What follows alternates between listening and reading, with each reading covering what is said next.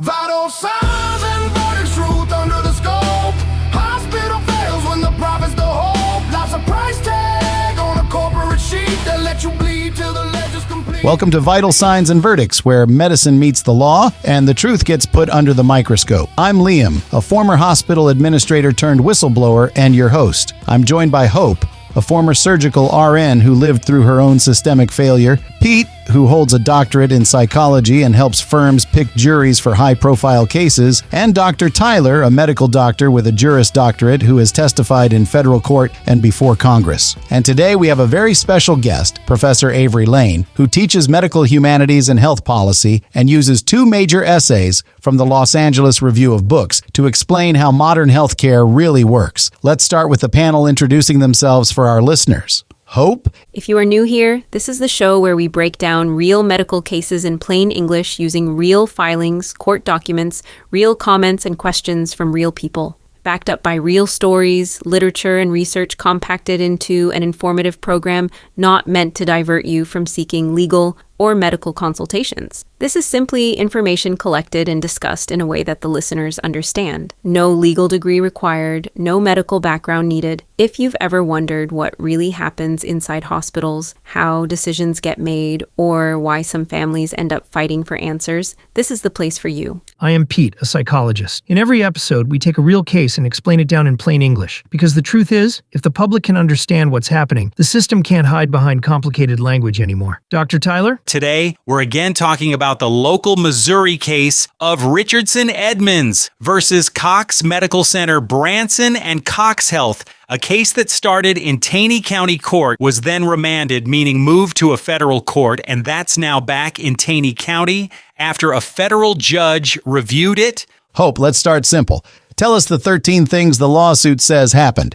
No legal language, just the facts. Count 1. Medical negligence means the hospital didn't take proper care of the patient. Count 2, corporate negligence. This is claiming the hospital system itself failed. Count 3, wrongful death, meaning the mistakes caused the patient's death. Count 4, survival action. This simply means that the patient suffered before he died. Count 5, fraudulent concealment, means the hospital hid what happened. Count 6, spoliation of evidence. Spoliation refers to records that were deleted or changed. Counts 7 and 8 were dismissed with prejudice by the federal judge, meaning the HIPAA violations. Private medical info was shared without permission, and the federal false claims stating that the hospital billed for things that didn't happen cannot be brought up or sued for. Count 9, unauthorized organ preparation. Claims organ harvesting for organ donation-related drugs were given without necessity or consent. Count 10, battery. Battery in a medical situation. Specifically, in this case, doesn't mean the patient was beat up. It means things were done to the patient without permission. Count 11, intentional emotional distress, says the family was mistreated. Count 12, elder/adult abuse. The patient was restrained and oversedated. And count 13 is what the TRO hearing will focus on Tuesday, saying that the hospital poses a public safety threat.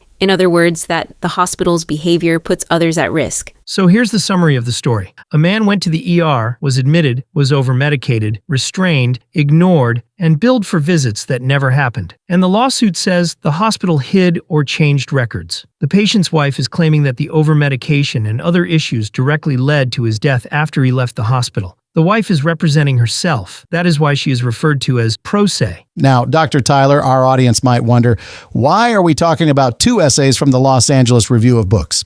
Because these essays explain why cases like this happen, not just in one hospital, but across the country. The essays are Death by Optimization by Hilary C. Robinson and Medicine and Lucre by Luke Messac. And our guest, Professor Lane, teaches both. Professor Lane. Thank you for having me. These essays help people understand the bigger picture. They explain how healthcare has changed, how computers, apps, and profit systems can create the appearance of care, even when real care isn't happening. Once you understand that, the lawsuit makes even more sense. So now let's summarize these essays. Essay number 1, Death by Optimization. Imagine a daycare where the workers never actually look at the children. Instead, they just check a computer that says all kids accounted for, everyone ate lunch, nap time completed, no injuries reported. But here's the problem. No one is actually watching the kids. So if a child falls, gets sick, is scared, is hurt, or needs help, the computer doesn't know, and the adults don't notice because they're trusting the screen instead of the child. That's what this essay describes, a healthcare system where computers send messages, computers renew medications, computers fill the chart with activity. Computers make everything look fine. But no one is actually checking the patient's real condition. That's exactly what the lawsuit raises questions about. A chart full of activity, but serious concerns about the actual care. Nurses see this every day. The computer says everything is fine, but the patient is getting worse. Okay, and essay number 2, medicine and Lucre. Now imagine a hospital run like a store. The goal isn't to heal people, it's to make money. This essay explains how financial executives make decisions. Hospitals cut corners. Safety takes a back seat. Patients become numbers instead of people. When money becomes the main goal, patients get hurt.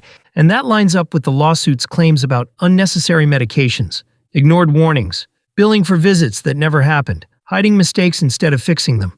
All right, we've got a caller on the line. Go ahead. What's your question? Yeah, I'm confused. You keep saying that the hospital was driven by revenue, but this hospital is a nonprofit. Nonprofits don't make money, right? So how can they be acting like a business? Great question. And this is where a lot of people get misled. Nonprofit does not mean no profit. It just means they don't have shareholders. Let's break it down in plain English. First, nonprofits can make money. They just can't call it profit. Exactly. Nonprofits can bring in millions, even billions more than they spend.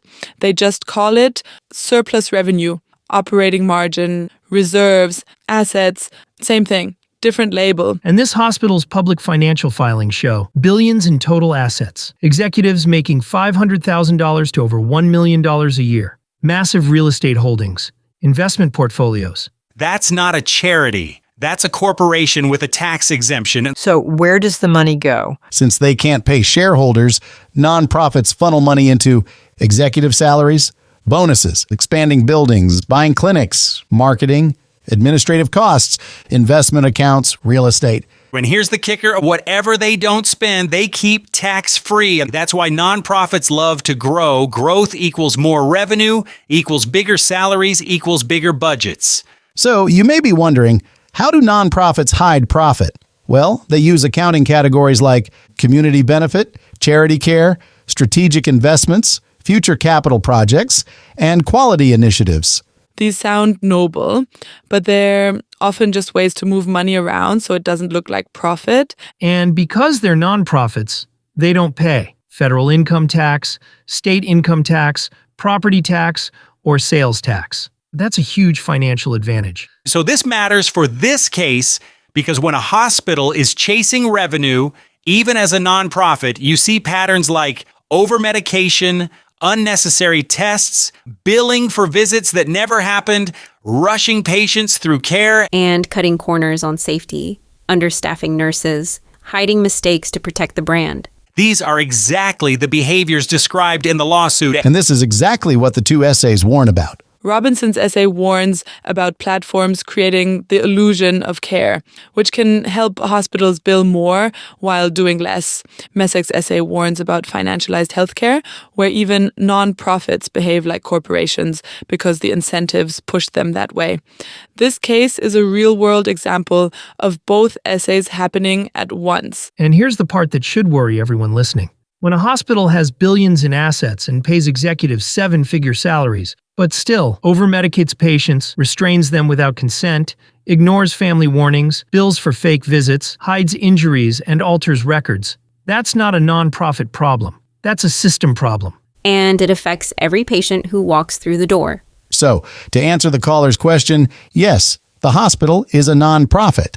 No, that does not mean they don't make money. It means they make money differently and keep it differently. And when you combine a nonprofit chasing revenue, a digital system that hides mistakes, and a patient who can't advocate for himself, you get exactly the kind of case we're discussing today. We've got another caller on the line. Go ahead. What's your question? Yeah, I'm still confused. You said nonprofit hospitals don't have shareholders, but they do have a board of directors. Isn't that basically the same thing? Great question. And the answer is no, not even close. Let's break it down, Hope. Shareholders own a company. Board members do not. Shareholders are owners. They buy stock. They get dividends. They profit when the company profits. Board members at a nonprofit don't own the hospital, don't get dividends, don't get stock, don't get profit checks. They're not owners, they're overseers. But here's the twist.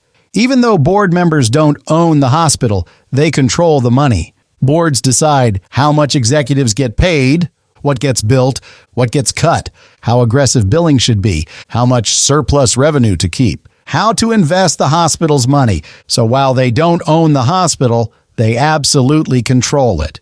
And that control can look a lot like corporate behavior. Nonprofit boards often include business leaders, not medical experts. This is where the essays come in. Messac's Medicine and Lucre explains that many nonprofit hospital boards are filled with bankers, real estate developers, investment managers, corporate executives, people who think in terms of revenue, growth, margins, expansion, market share, not patient safety. So even though they're not shareholders, they often behave like corporate strategists. Nonprofits don't distribute profit, they recycle it. Here's the part most people don't know. A nonprofit hospital can make hundreds of millions in profit. They just can't hand it out to shareholders, so instead they raise executive salaries, build new wings, buy clinics, expand their footprint, invest in real estate, grow their cash reserves, pay consultants, upgrade software, buy advertising. The money still gets used, just not as dividends. And that's why you see executives making $500,000 to over $1 million a year, billions in total assets, aggressive billing practices. Nonprofit doesn't mean poor, it means tax exempt. So why does this matter for this case? Because when a nonprofit hospital is run like a corporation, you see over-medication, unnecessary procedures, billing for visits that never happened, ignoring patient warnings, hiding mistakes, altering records, protecting the brand instead of the patient. These are exactly the behaviors alleged in the lawsuit. And this is exactly what the essays warned about. Robinson warned that digital systems can create the illusion of care. Messac warned that financialized hospitals, even nonprofits, behave like corporations. This case is a real-world example of both. So to answer the caller's question, a nonprofit board is not the same as shareholders. But in modern healthcare, they often behave like corporate decision makers without the accountability that comes with ownership. And when you mix a nonprofit chasing revenue, a board focused on growth, a digital system that hides mistakes, and a vulnerable patient, you get exactly the kind of case we're discussing today. So let's connect the dots. Essay number 1 says computers can make it look like care is happening when it isn't. Essay number 2 says profit can push hospitals to make unsafe choices. This lawsuit says both happened at the same time. The patient was over-medicated. That fits the profit over safety warning. Visits were billed that never happened. That fits the illusion of care. Records were changed. That fits the hide the problem pattern. When you combine profit-driven decisions with computer-driven care, harm becomes predictable. These essays aren't just commentary. They're describing the exact environment this lawsuit alleges. We've got another caller. Go ahead. What's your question? I'm trying to understand something. You said he was over-medicated. So was that because the computer did it or because nobody actually saw him? And if he was in the CCU, he had a nurse. So why didn't they figure it out? This is one of the most important questions of the entire case. And the answer is, it wasn't one thing, it was the system. Let's break it down in a way anyone can understand. 1. Computers don't give the meds, but they do drive the decisions. Professor Lane.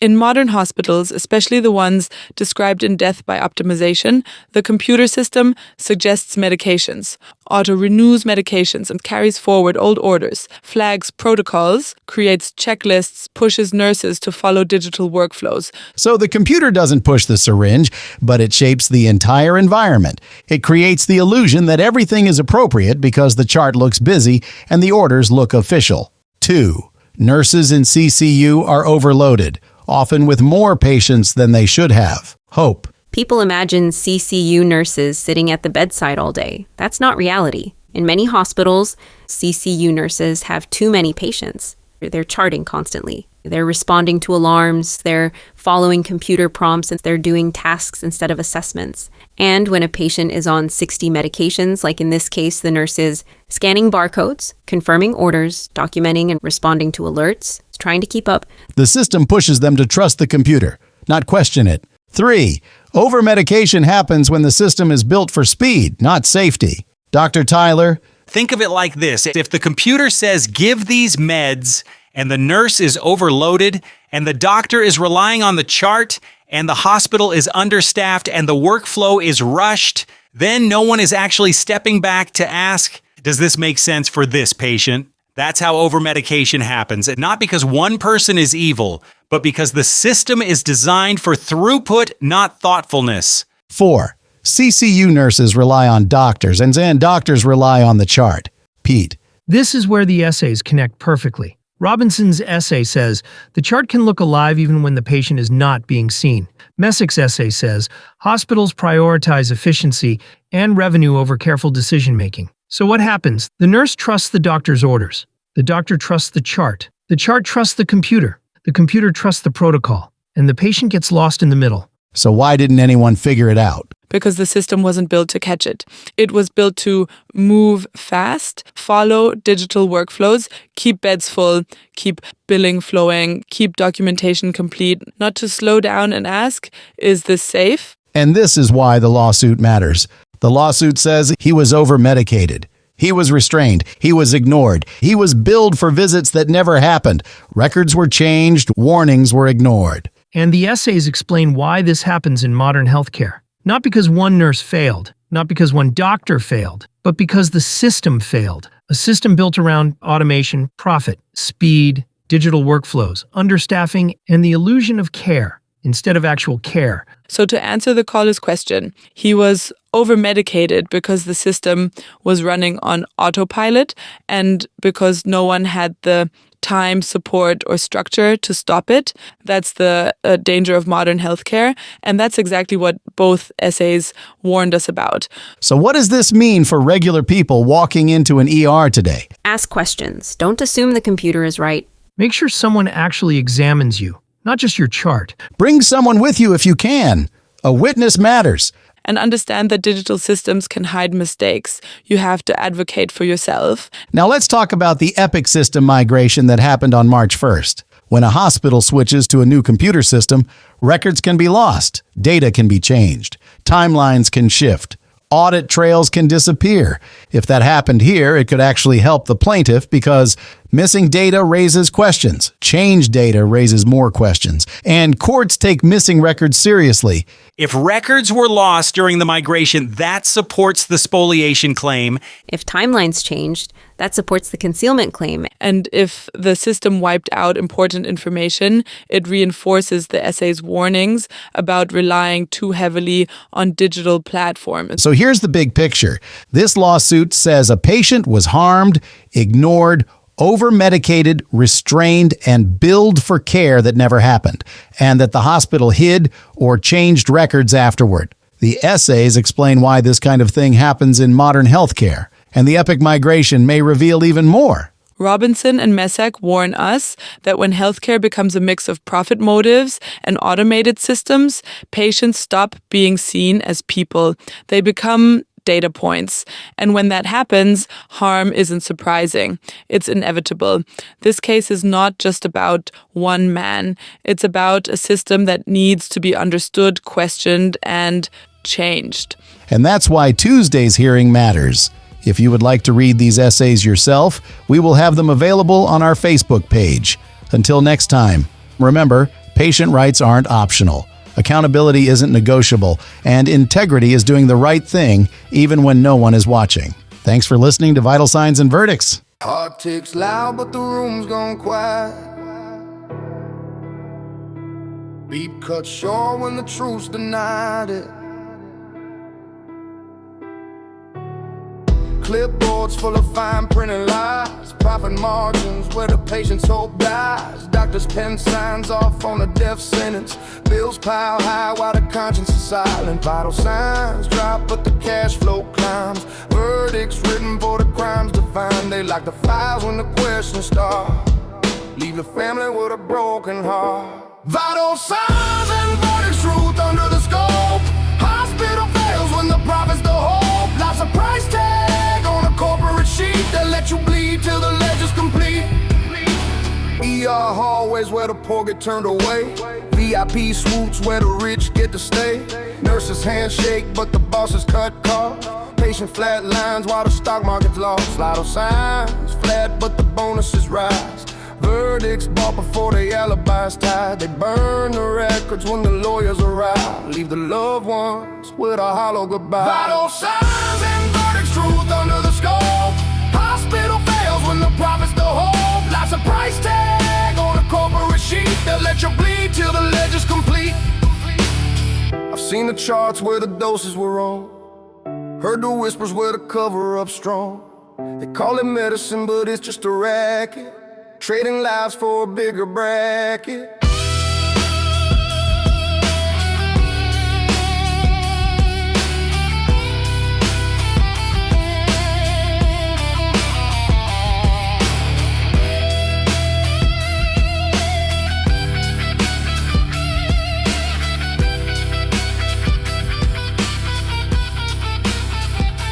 Vital signs and verdicts, truth under the scope. Hospital fails when the profit's the hope. Life's a price tag on a corporate sheet that let you bleed till the ledure's complete. Heart stops ticking but the greed still breathe. Verdict's clear but no one sees.